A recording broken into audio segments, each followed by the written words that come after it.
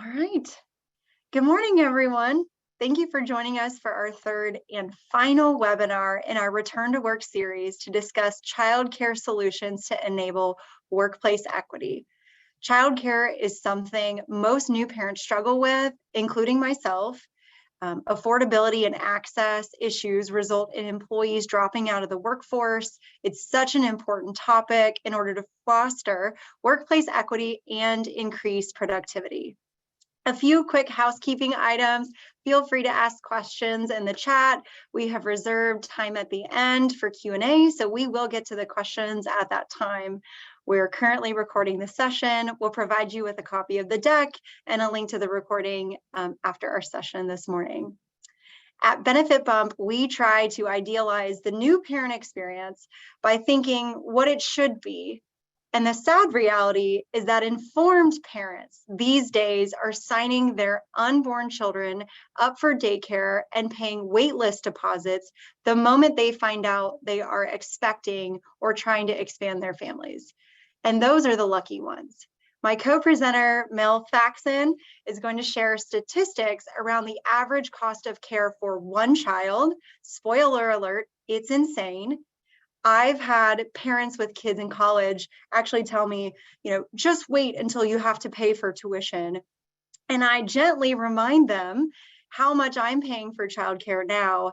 And when I do that, you should see the look on their faces. And it's a little gratifying to me, but honestly, it's truly punitive for parents to pay the fees for what childcare is costing now. And that's if you can find someone to take your child, because access, clearly we're having some issues there as well. And as if cost and access aren't bad enough, it's hard to understand what the different options even are. There's not a college course on childcare options. No one teaches you about these things. So early planning and education is definitely key. As with our breastfeeding supports webinar with Aeroflow, instead of simply talking to you about benefits of supporting your employees with childcare and why it's important in furthering of moms' careers, which we're very passionate about, I also want to talk to you about why this issue is important to employers, why employers should double down on a relatively low cost spend on childcare supports for your workforce. There are numerous opportunities to improve the return to work experience and return to work process for new parents with meaningful ROI for an employer.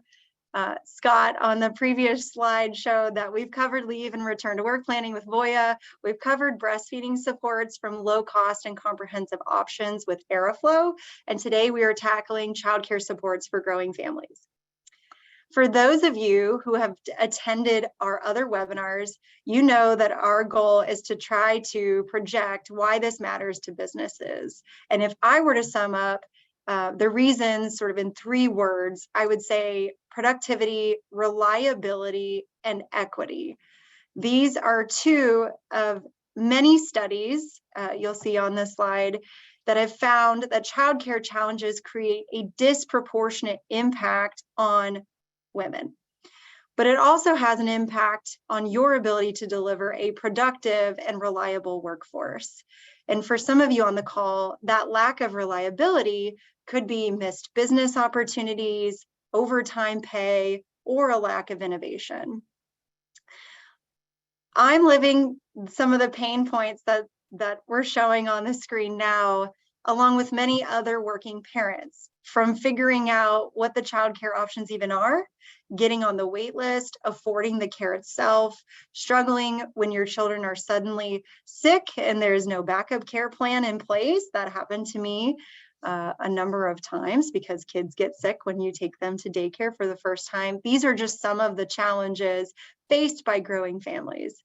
And this topic further reinforces my passion for BenefitBump. There's a lot of passion on this side of the screen to support growing families and why it makes business sense. And we help growing families figure out what they need to do and when they need to do it. So helping to troubleshoot with these different pain points. And it helps that several of these bubbles on the screen are items that many of you all as employers are already addressing.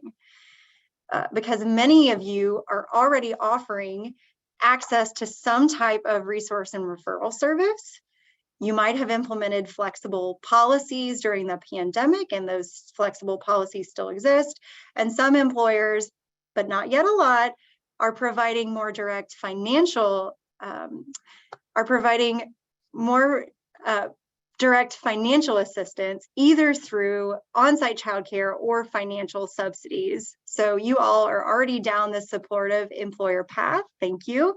Direct subsidies are definitely something we are going to address and discuss in more detail in today's discussion. So, Malcolm, it's good to see you. We're going to share a story from our presentation. Well, gosh, was that last week in Pittsburgh? And Malcolm was there, where we spoke to this issue. There were several folks in the audience. We presented on modernizing benefits for growing families, and childcare was a heavy point of discussion in that presentation. There were several folks, employers in the audience, that believed the best way they could help with childcare was to build an on-site care center, and which to them, it felt overwhelming and daunting. We are going to discuss other easier, less costly paths to addressing this issue. So Mel and I are going to cover the childcare crisis, creating business issues beyond what I've already shared, why employers should consider childcare benefits as an employer differentiator and retention tool, and increasing the talent pool in your organization. And in benefit bump fashion, we love our good, better, best. So we're going to make sure you all leave the discussion with very specific action items, next steps to consider, good, better, and best options for addressing the challenge. And with that, Mel, I will go ahead and kick it over to you. Awesome. Thanks so much, Sarah. I'm Mel. I'm the co-founder of Mirza, and we help employers offer smart, bespoke care subsidies so they can hire and retain a more diverse and equitable workforce. So we do that with a family-focused educational financial planning platform. We help people understand the upcoming costs of care. And then we contextualize other benefits that you offer so that employees can understand how to maximize their financial health at any given point, whether that be through tax advantage accounts, healthcare, things like that. And then we work with you to determine the care needs of your workforce and offer tailored subsidies that go out each month so that you can retain your working caregivers and parents. We do all of this with no extra administrative load for you. Talk to payroll, handle all the gross up and compliance, and help you apply for state and federal tax credits that are available to employers supporting care. And I can talk a little bit more about Mirza, later on, but let's go to why we're all here today. So why is childcare a business issue? So the Census Bureau this summer found that in a 4-week span, 34% of working parents had to reduce hours, and 23% of working parents quit their jobs completely due to care needs. So this is a massive issue from a retention standpoint. 2 million parents have to make that choice each year, costing employers $125 billion in lost productivity and turnover. Next slide, please. And just to break that down a little bit more. So if you're looking at an organization with about 1,000 employees, 30% of whom are working parents, the average number of absentee days due to care is 9 per person. So with a employee demographic making around $20 an hour, that's $432,000 in lost productivity just due to absenteeism. And if you wanted to expand that for some higher earners, looking at people making around 150K, that's up to 1.6 million each year. So a real number, like a real cost for employers to think through. And that's just, I'll keep going. Yep, perfect, cool. And that's just, absenteeism. That's not thinking about presenteeism, retention, things like that. So how can offering childcare services support your organization? From a talent a recruitment standpoint, especially in the labor shortage market that we're in, 62% of stay-at-home moms would return to work full-time if they could afford care. So it's actually pinpointing a very specific pain point that is prohibiting them from coming back into the workplace. So that can open you up to a completely untapped labor pool of very skilled and talented people. Also can help with DE&I initiatives, increasing gender equity in your workplace. By offering childcare support, you can reduce absence by 20 to 30% and reduce turnover by 37 to 60%. And that can be up to 3 to 4 times the cost of salary to replace one single person. So it's a really, and that can, actual just cost of replacing that person, but all of the soft costs of loss of organizational knowledge and networks, the team morale, everything like that, ramping up training and onboarding new people. So not only can it help you save money, it can help you make money too. So if employees are satisfied, if they feel valued by their employer, feel like they can bring their whole self, their caregiving responsibilities to work and not have to hide it, that builds a lot of, just knowing that your employer cares about you. And companies who have high employee satisfaction generate up to 35% more revenue per employee than those that don't. Next slide, please. So huge variety of options. And like Sarah said, we'll talk about good, better, best. But there's a couple of different ways of thinking about it. So internal policy, which can be anything from flexible work schedules, role share, core hours for when people take meetings to work around pickup times, et cetera. It can help people with sourcing. It can be concierge services so that people really have one-on-one support to help them walk through all these decisions and help them guide them through this process. It can be marketplaces, maybe with some discounts, as well as access to care. So we've mentioned on-site care, which is obviously a pretty big commitment, but that's also, for many reasons, a really great benefit to offer. It can be working directly with some preferred providers. So Urban Sitter, Bright Horizons, Care.com, a lot of different organizations where you can help people have access through them. And it could even be subsidies or stipends just to help offset that care cost. From a benchmarking standpoint, the US, the Bureau of Labor Statistics did a survey in March of 2022, so pretty recently, and less than 10% of companies of under 500 employees offer childcare benefits, and less than 30% of companies larger than 500 offer this as well. So it really is a pretty impressive way to differentiate if you're thinking about the competitive hiring marketplace, but also just something that we really all need to expand upon if we want parents to be able to continue to work for organizations. So yeah, and there's a couple things to consider when you're thinking through the right option for your organization. So policies are great. And I think, flexible working is wonderful, but for the 80% of the workforce that can't work from home, that's not necessarily going to move the needle for them. And it can also have unintended consequences. So if you initiate flexible working within, remote working, things like that, but only women are taking advantage of that, it's not equally shared across gender, you're going to reinforce the same gender stereotypes that you would get without that. So it has to be a really cognitive, like a conscious decision to make sure that everyone is taking advantage of those policies equally. I mentioned in the chat before, childcare costs more than college in over half the country. So, the average cost of care across the entire US is about $10,200 per child per year. But in cities like DC, San Francisco, New York, people are paying anywhere from $24,000 to $30,000 per child per year. So this is offering childcare support can do things like let them have a second child, let them, not have the mental strain of thinking about this all the time, this financial burden, or even finding the care that they need itself. And that my salary after tax versus childcare heuristic is very real. So a lot of times it's moms, but we hear people say, after taxes, all of my money is going to childcare, which causes that parent to take a step out of the workforce. 1 year unpaid out of the workforce is you lose 39% of your lifetime earnings. That's due to lack of pension contribution, lack of career acceleration. So this isn't just a sacrifice for that point in time. It has very long-term implications for people. So finding ways to encourage people to be able to stay in the workforce is really important for generational wealth access and stability of our economy.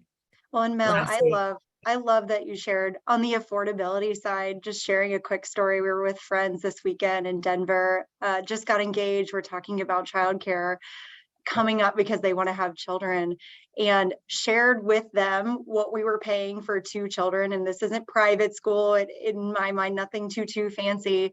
And I mean, literally, he said, that's more than a mortgage. I mean, it is. And even in some of the areas, I'm in St. Louis, like not in DC, not in California, it is insanely, and I said punitive, it's truly an astronomical number. So I love when you said, yeah, that after tax pay, and then how much of your after tax pay is going to childcare. And we'll get to the DCRAs because I know there's a question on that at the end, but still very definitely. expensive. Yes. Yeah, no, super good point. And I mean, if you think about it, parents are literally paying to work. They are paying for someone to take care of their kids so they can come work for you. So helping offset that, is going to go a long way. I have friends who at a tech company who instituted childcare benefits for their employees, and they got cheers. It's something, Yeah. and that's at a tech company where people are making quite a lot of money. It's a real implication. Lastly, on the access standpoint, so when we think about the offering that we want to give people, being as broad as possible is something that I would recommend. Family, friends, and neighbor care make up 60% of all care. So it's great to offer a daycare or, urban sitter. What if your workforce is fully remote? Not everyone lives in a metropolitan area, and those options are actually really inconvenient for them. There's a lot of cultural competency in terms of different types of cultures who like to have parents or grandparents really involved in care. So just thinking through different options that you can qualify as eligible types of care. And then shift-based work, lawyers, consulting, any kind of professional services that have really long hours. A typical daycare is not going to work for you, or you're going to need a nanny or a babysitter to kind of take on the outside hours options so that you can also work late. So a lot of things to consider when you're in it. It's helpful to think about your workplace and see what makes the most sense for our population. And then next one. So finally, Mel, we get to the good, better, best. We allude to it so many times in these presentations, and this is truly my favorite part. Hopefully for you all in the audience, you get a lot out of these as well, because really want actionable items, things for you all to think about, in the next year, 2 years, 3 years, as you work toward the best. So we're going to tag team. I'm going to take good, and Mel and I will kind of go back and forth on some of the better and the best. But just things to think about, kind of where to start for these childcare supports. Mel, I know you talked about flex work hours for knowledge worker, obviously offering that flexibility where you can. Things come up, kids get sick, there are rashes, there are all these stories that I could share, but being able to kind of drop what you're doing, go take care of that, flexing your hours to account for that is really helpful from a working parent's perspective. In addition, I've probably posted once or twice. Mel, you commented on it as well. Definitely bringing this sort of to the forefront on LinkedIn and things like that, getting folks to think about when we do our business, making sure that we're being mindful of working parents. They're taking kids to school and to daycare from 8 to 9. So really not starting any of those core substantive meetings or events until 9 a.m. In addition, 4 p.m. is sort of the same, right? Picking daycare centers or school and things like that. Got to pick your kids up. So between the 4 and the 5 hour, trying not to schedule those networking events and things like that. If we can kind of compress that into the day, it just provides working parents, and then maybe more specifically working moms, because we do take on a disproportionate share of the childcare responsibilities, an opportunity to have those meaningful conversations and be a part of those meaningful networking events. Also, parent ERGs. It's nice to have a group of folks within your company that you can talk with about your childcare struggles, resources, a community of people that have done it before and may be able to offer some tips and tricks. So the parent ERGs, we're definitely seeing an uptick there, and talking about childcare within those parent ERGs is a great way to provide support. In addition, I know we talk about this a lot, but gender equity in the home, we can't have that unless we have gender equity in the workplace. So starting with those gender equitable parental leave policies. At the PHRA conference last week, there were a number of employers in the audience that were working toward or had already established gender equitable parental leave policies. So that was really refreshing to see. And I know organizations are working toward that, but truly offering that equal leave helps with the equality in the workplace. And then on the better, Mel, I'll cover this one real quick. So back to work supports and planning for birth parents is definitely key. Making sure that new parents have a plan, a child care plan, both a primary care plan and a backup care plan. Backup care planning is something that I did not do enough of when I had my first. And it's still something we have to continue to work on as our children grow and care changes. How to pay for care, how to leverage intermittent leave for that growing family stage to help with the childcare planning is definitely helpful. So making sure we're being really planful about what options exist, how to pay for them, and how to structure them. Great. And then, after you've helped people make that plan, helping them find the care that they need. So we mentioned marketplaces, again, concierge services, webs, sourcing, but especially, 1 in 3 daycare centers closed during the pandemic. We're starting to see some of that come back, but there are definitely childcare deserts within, across the country. So again, understanding what type of care your workforce needs based on where they live, what their family's life is like, et cetera. Emergency and or backup care, Sarah mentioned that. I think, again, the pandemic highlighted just how often, if someone's sick, they can't go to, if you have a fever, your kid can't go, you have to, that's something that you weren't planning for in the morning, but now you need a way to have someone come help, especially with, sometimes maybe someone has COVID and the whole place shuts down. So we've had quite a few disruptions in the last couple of years. So that emergency or backup care can be really powerful for a lot of folks. Educating employees on vehicles like 529s, dependent care savings accounts. Someone asked in the chat. So the dependent care account is, yes, it's capped at $5,000 a year. We brought it up to 10 during the pandemic, and for some reason brought it back down, which, the average cost of care being over $10,000. I'm not sure why, but the thing with dependent care accounts are that it's a double cash flow hit. So at the beginning of the year, you determine how much you want to contribute each month. That money comes out of your paycheck, and then you reimburse yourself once a qualified expense has occurred. So maybe you're paying in January for summer camp. You are not allowed to get reimbursed for that expense until it's happened in the summer. So for a lot of families where, margins are really low, you have student loans, you have a lot of other things, that double cash flow hit can be really restrictive, which is why we tend to see uptake being a little bit lower, especially in lower income populations. We also, employers can contribute. And the one nice thing about that is that it doesn't increase someone's taxable income if you contribute directly to their dependent care account, but then, it doesn't also reduce or give you any payroll savings on that end as well. Yes, it would be great if employers can help front load that so that we remove some of that hit.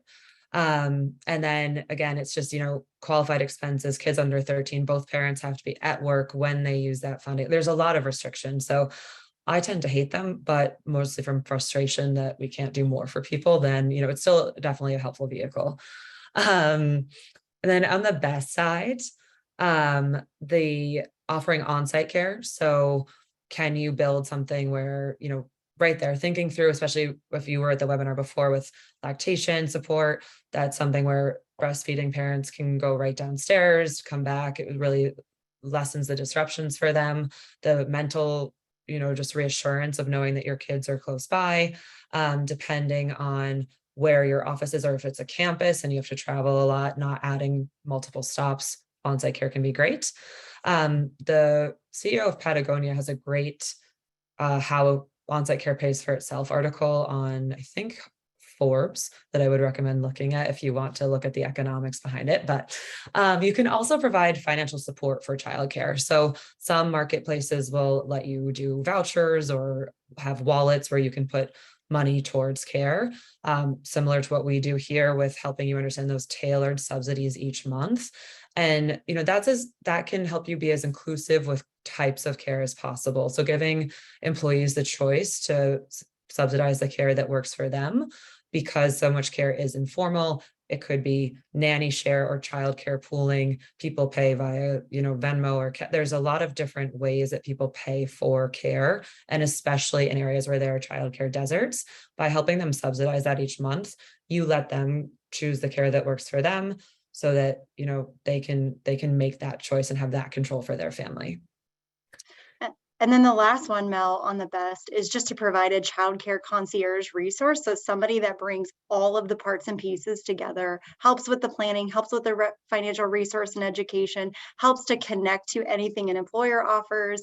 Again, whether that's a stipend and making sure folks know how it works and how to access it, or whether it's on-site care and how to get on the list. And then the troubleshooting, because there are challenges that arise even after you secure your care. So making sure when those challenges arise kind of later in time, there's somebody, again, there to help understand what the pain points are and how to access the care that they need. So that childcare concierge resource is definitely key, and it's on the right side. So something to work to over time. And so love these points, Mel. Thank you for sharing, the business stats, what people can be thinking about, some options and opportunities, and really, how do we bring it all together, right? How do we provide a comprehensive childcare solution? And BenefitBump and Mirza working together creates that holistic childcare solution. So our focus is helping growing families to be super planful, fully take advantage of the benefits and resources their employer offers, whatever that may be in the landscape of options we teed up.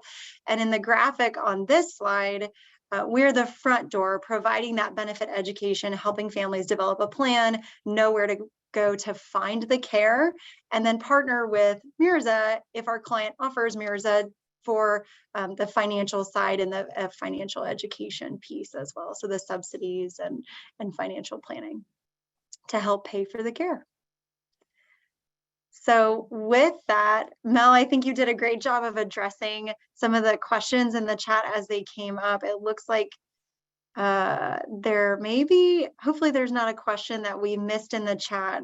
I think you did a great job of addressing it during the presentation. So just want to open the floor for folks to be able to come off of mute. I know we covered a lot of different options and opportunities. Would love to open it up for questions from the audience. And if you don't want to come off mute, you can put it in the chat as well. So maybe I'll throw out a first one. So Mel, how should employers think about setting a budget for this? Or what if they're trying to manage to a tighter budget? What are some things that they might want to consider when they're thinking about a subsidy strategy? So the way that I think about it is you could, if you want to, you could easily offer someone $5,000 more a year in salary. But when you do that, it becomes table stakes, right? So people start expecting that to be the norm. That just becomes what they get, and they quickly can put that out of their mind. When you designate benefit or spend each month for a specific thing, it reinforces that really nice warm feeling that, oh, my employer cares about my kids, they care about my family, they're here to support me. So again, building that loyalty, that stickiness through that.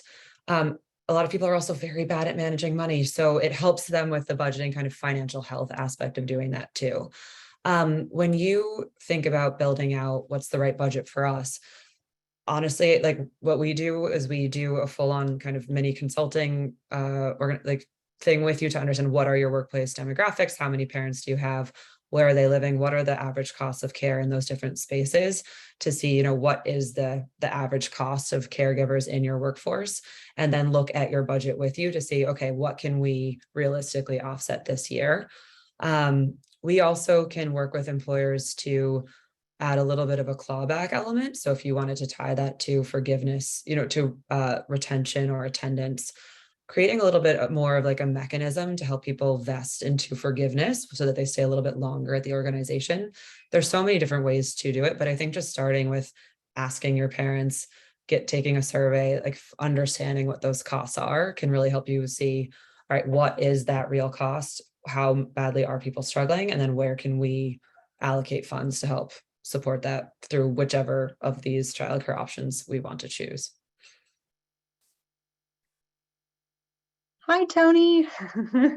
Hey there. So good to see you. Thanks for raising your hand. You too. I wanted to ask about, I think you mentioned this early on, Mel, but is there any employee survey data out there, or I don't know, anything that's showing at what point, what is the threshold at which a caregiver, a parent says, if I'm making less than X amount per year, I'm going to leave the workforce? And from an engagement and retention standpoint. That's a really good question, and I think unfortunately the answer is it depends a lot on your your financial standing. If there's an unequal power dynamic, especially too within couples, if someone's making a lot more than the other, it tends to influence that. Are you both hourly, or are you both high achieving? It's a hard question to answer, and it's going to be a little bit, unfortunately, specific to each one. I can speak more to, and I can definitely look and see if there's more concrete data on what exactly that threshold is. But even doing the math of someone in San Francisco making $150K a year, which is a pretty solid salary, their take-home pay after taxes and rent is about $3,000, and daycare is $2,000. So that's $1,000 a month. And and this is the thing, is it's gotten so expensive, especially in bigger cities like that, that even when we think about a really high earner on a monthly basis, the margins are really thin. And so that's someone who's living in that area who's making that choice, and hopefully they have a dual income situation. But that's a real kind of point in time where someone feels like they are paying to stay at work. I do know that over 70% of millennials would change jobs for a company that offered better childcare benefits. And again, like I said, 62% of stay-at-home moms would come back to the workforce if they could just afford care. So it really is significant. But I'll look and see if I have more, if I can find anything more on like what is that threshold for different income brackets. And those are all fair points. Obviously, you don't know the total household income and things like that. But and Sarah, just specific to BenefitBump, if you could just, like, what kind of guidance are you getting? A lot of questions from participants and members of, what do I do now? I've given birth. I want to return to work. I don't know if I can afford to. What resources are out there? Yeah, we're definitely getting those questions. And Tony, we're getting them before, they've delivered. I mean, we're having childcare conversations very, very, very early on that first call with their care navigator. Those questions are happening early and it's access, it's affordability, it's leave and time off, right? Because all of that impacts sort of each other. So making sure, again, they know in their specific area, is there a childcare wing to their EAP? Does their employer offer a Bright Horizons or a care.com? We have Urban Sitter, sort of a discount with Urban Sitter baked into our program for the membership subscription fee. So wanting to make sure they know about that and take advantage of it. And then even, Tony, there's a document in that we help folks navigate that helps to understand, like describe the different options, because again, there's no college course on what does in-home care mean and what does it typically cost and what is the average cost of a nanny and how do we go about finding that. So really robust conversations around access and options. And that's a way, hopefully I answered your question, Tony, but lots of questions, I would say lots of discussions early on about childcare and how to access it. And then backup care planning is something that we continue to fine tune with participants throughout the process. because they finally get that primary care plan in place, but then what happens when somebody gets sick? Yeah, you definitely answered it, Sarah. Thank you. And I think I mean, my kids are grown now and in college, and I'm glad they're not in daycare. But you know, it's just something I think when, you know, it's such a happy time in your life, and so many parents, no matter how educated they are, aren't initially, they're celebrating the situation. They're not thinking about childcare costs. So I think what you're doing is great. And it's a bummer. I mean, I hated to be sort of a bummer to our friends this past weekend when they were so excited and they were talking about growing their family. And I'm like, make sure you get on the wait list and make sure you know how to budget for it. So it's hard, right? Because when you're pregnant or expecting, you want to just kind of bask in the glory of it and really enjoy it. But you need to start being very mindful and planful on the financial side and the access side. So at BenefitBump, we do both. We celebrate and then we got to get to work. Right. I will mute myself now so I'm not taking anybody's airtime away. It's good to see you, Tony. Oh, yeah. Yeah. No, so I saw there was a question from Greg in the audience, and maybe just to put him on the spot, because one of the questions we get a lot is, what do employers do if they're in smaller towns or if they're in some of these harder to access childcare markets? And Greg's company actually has a great solution for that. So I don't know, Greg, if you want to jump in for a couple minutes and talk about what you all do at WeCare relative to home-based care. Yeah, sure. Great to meet everybody. I think my audio is on. Yep. This has been such a great webinar. I really love and can feel the support and good energy here. When we do work with employers that have dispersed populations, I think there's a couple different things that we do. I mean, the first thing is taking advantage of the home daycare network. So home daycares generally are 40% cheaper than a commercial center, a nanny, a babysitter. They're generally located in your urban, suburban, rural areas. And they're also a lot more flexible.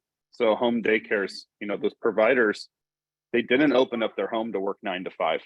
They actually opened up their home to care for their community. And so what you end up finding is they're able to support those families that need early morning, nights, weekends. They're actually one of the only licensed option that could be licensed for 24/7 care.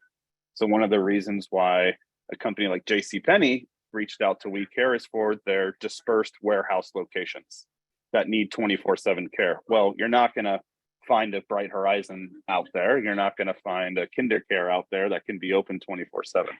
And so the home daycare network has been at a disadvantage, both on the provider side, because there is a stigma still about using home daycares. But then on the other side, employees or people just don't know the quality of home daycares. They don't know where one exists. They don't know if they're even available. And so the WeCare model really first started our network focusing on providing access, visibility for the employee, but also supporting the actually home daycare. So the home daycare uses the WeCare kind of as their operating system. So we at any point in time know who's available, what their schedule is. So for those dispersed locations, utilizing home daycares is interesting. In a great way for those rural suburban areas. But also, I think, as Mel and the presentation showed, that friends, family, and neighbor network. So expanding your network in those rural areas is actually important, because everybody has a friend, family, and neighbor. But it also has to tie back to some subsidy. So one of the largest retailers out there found this same conclusion, that everybody has a friend, family, neighbor network. And so if we can funnel funds to our employee, so they can incentivize their neighbor to watch their kid on the weekend for $150, you don't have to create a daycare center. You're literally using everybody's existing network. And so expanding a network is one big thing. And then being able to use an existing supply that's out there in home daycares. And then the other thing, well, what if there's nothing out there? What if there are no even daycares out there? Well, we actually there's programs that we do to build home daycares. So we work with certain providers that are in childcare deserts, where instead of building a facility, which can cost hundreds of thousands, millions, we'd actually go and recruit community members, ex-preschool teachers, nannies, babysitters, those entrepreneurs, stay-at-home moms that have always thought about opening up their home. They just didn't have the tools or resources. And we'll actually help them get licensed, help them open up their home. And so now what you've done is you've created a micro childcare facility that's licensed just the same as a Bright Horizon or a KinderCare, has 10, 12 seats in the ruralest of areas for 10, 20 times cheaper than opening up your own facility. I spoke a lot, but that is generally the ways that you can help rural areas, is use your existing network and home daycares. I mean, it's the most cost-effective ways in those areas. Yeah, thanks, Greg. And Shayna, it looks like you have a question as well. Yeah, I didn't want to, can you hear me okay? Yep. I didn't want to jump in front. I think Mark had a question in the chat. I just want to raise my hand because I know we're getting close to time. Do you want to take that one first? Yeah, Mel, any insights on? I'm not hopeful on any increases in the annual limit in the near future. Mostly just kind of what we saw happen with Build Back Better and all the legislation that was going to try to push through paid leave and care, et cetera. But I don't, maybe it will. And dealing with discrimination testing, I think that's, again, kind of the frustration with the dependent care account, is that if you have a lot of higher earners where the cash flow hit doesn't matter, who can max out their dependent care account, and then you have a lot of lower income who cannot do that, depending on the spread of your organization, you have to limit who can access that from the higher income to make sure that that's more balanced, which can be a lot of admin for the HR department. So it's definitely a bit tricky. And I think that there are other ways that you can support working parents that might be a little bit more inclusive and not have to be as strict as that. But I'm not an employer, so I'm not entirely sure how everyone is managing all of the compliance, kind of fair distribution. And I was just going to ask, in terms of the dependent care, I had actually posted that question, and we were kind of having some chat back and forth. This has been really great to kind of tap other resource and experience as well.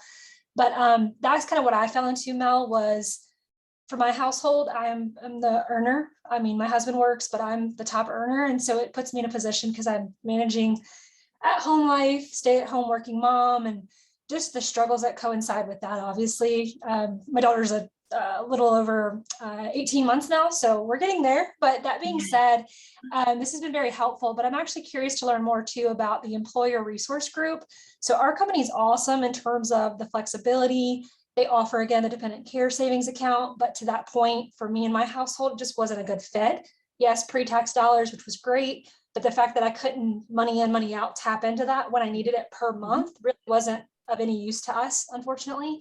And that being the only thing that our employer offers in terms of subsidy or anything to support childcare costs, I've proposed the idea of like on-site. I'm a remote worker, which kind of throws another, thing in the pot there in terms of a obstacle to overcome from the employer perspective. But, I threw out the idea of like on-site care services, can come into the office 2-3 times a week, and that would help a lot with, the focus factor.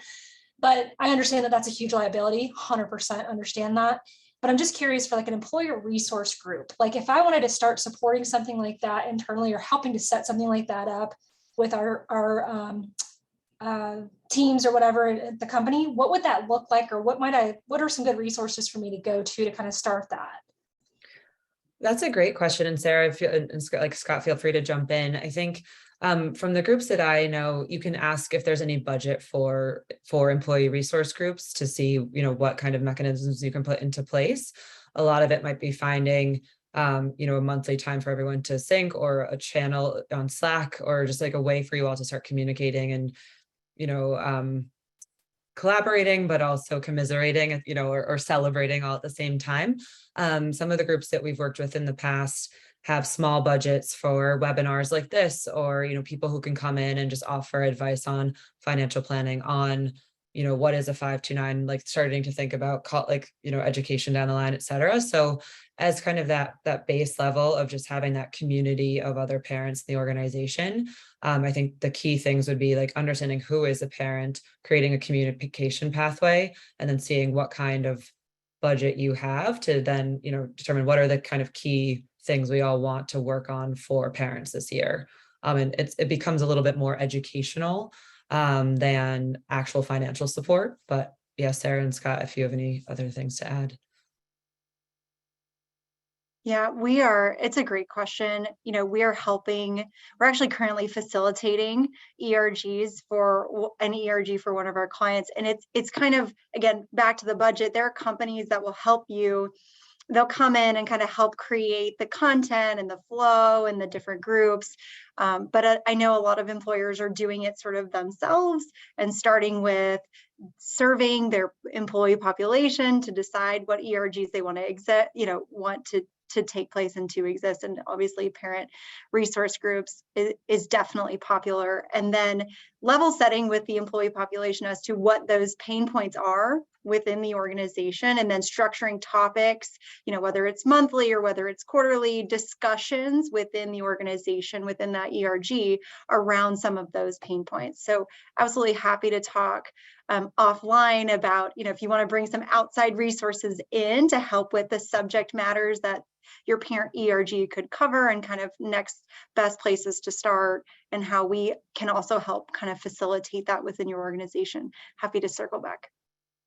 I know there were more questions in the chat I think there were some good well. comments. Yeah, I think there were good comments around how other organizations are tackling it. And I think Nick had shared something around the resources they brought to bear, which I don't know if you'd be willing to share more by coming off mute, but were these through an ERG, or were these just more like a kind of like an employee fair or benefit fair of some type?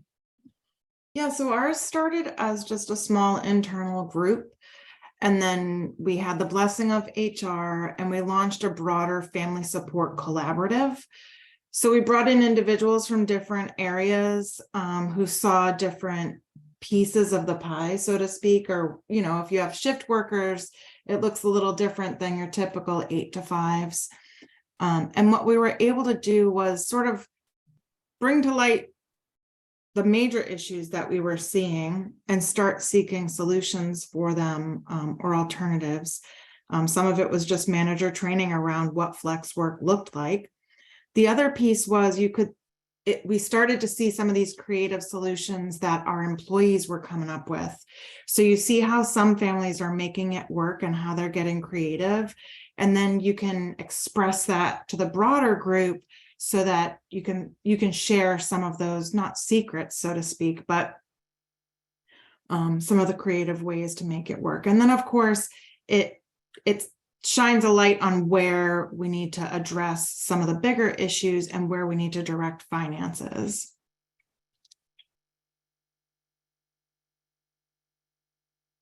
Yeah, no, that was great. And I think that's like the biggest gain also from ERGs is, giving folks kind of that space to share experiences, because it is a bit overwhelming.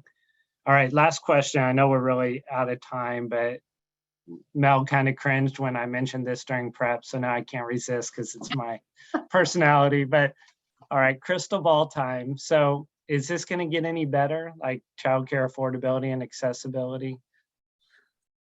So I actually love what Greg was saying about the fact that we need to put funds into the system. So at the, on a macro level, the childcare system as it currently is needs an infusion of cash.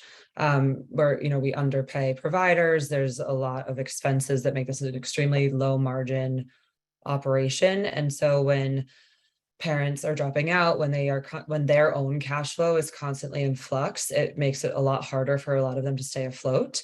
And so, until we get to a point where on a federal level, we are infusing funding into this. Some states are starting to do it. We're starting to see universal pre-K in a couple of places, but the ability to just put cash into the system and actually help stabilize the caregiving economy for me is a key thing that is going to make a big difference. So things like, giving people money or helping kind of pay providers directly each month to help them have the stable cash flows they need to stay open, to stay afloat, funding that more informal care network of, neighborhood daycare centers, in-home care, nanny shares, et cetera. All of that is a way to help stabilize the system and then help then parents return to work, participate, and kind of just create the circular economy where the whole care economy can then flourish.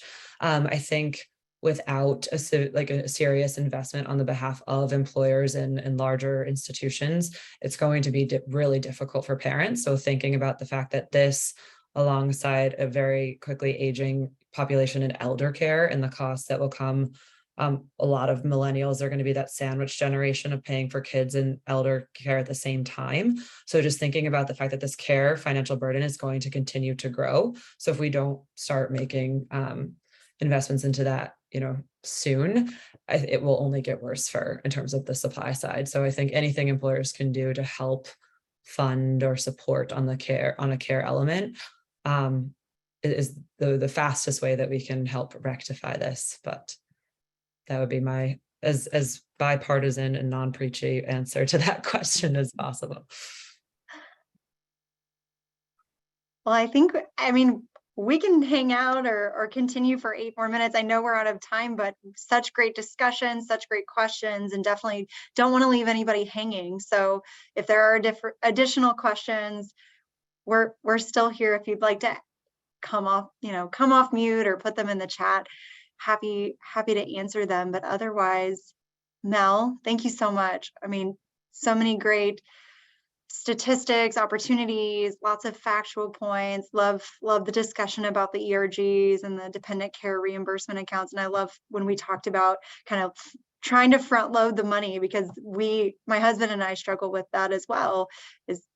There's a bucket of cash, but you have to wait to be able to reimburse until those different events. So it is, yes. We know the money's there, but you're constantly waiting and waiting and waiting until you can kind of recognize or get that reimbursement. So the direct financial subsidy is definitely more helpful. It was so good to see you, Malcolm. Thank you for our elevator music.